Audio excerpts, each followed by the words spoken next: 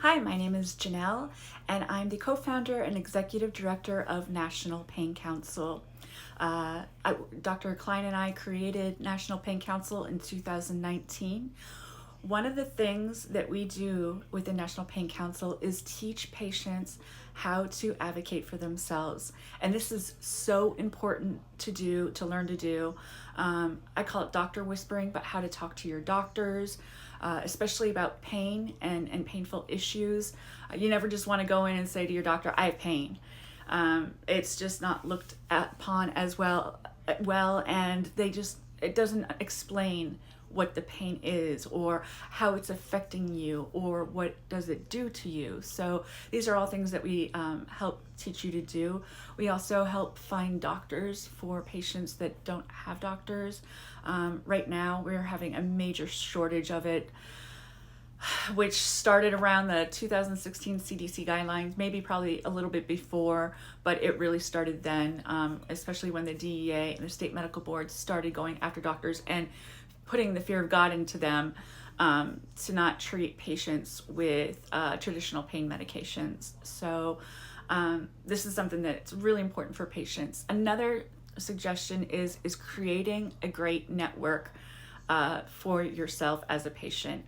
I know I've been dealing again with my stuff for 32 years, and the first 20 years was hell for me. I started out when I was 16, but it got really bad when I was about 24, 25. I became permanently disabled. And during that time, I just, I lost all my friends. My family didn't understand. Doctors didn't understand. The government certainly didn't understand. Nobody understood. And, when you become sick, your friends and family kind of start to go away from you just because you're not able to travel, you're not able to meet up with them, and either they start thinking you don't like them anymore or they just don't continue asking you to do things. So it becomes very lonely, isolating, scary, and and so when I met the online chronic pain community 11 years ago, they became like a second family to me.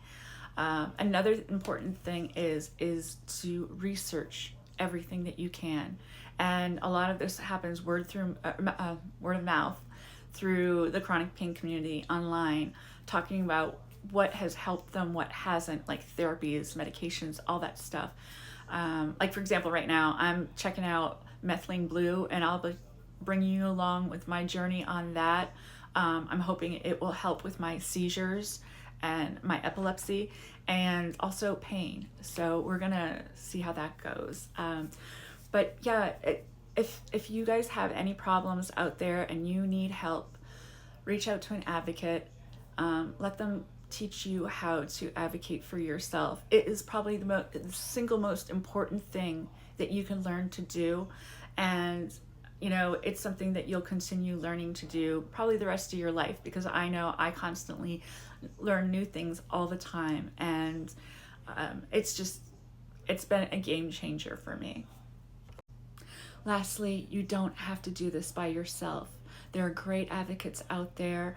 If you don't feel comfortable finding an advocate or talking to somebody you really don't know, find somebody within the community that you've become friends with, because nobody should ever have to deal with life living in pain and with incurable diseases.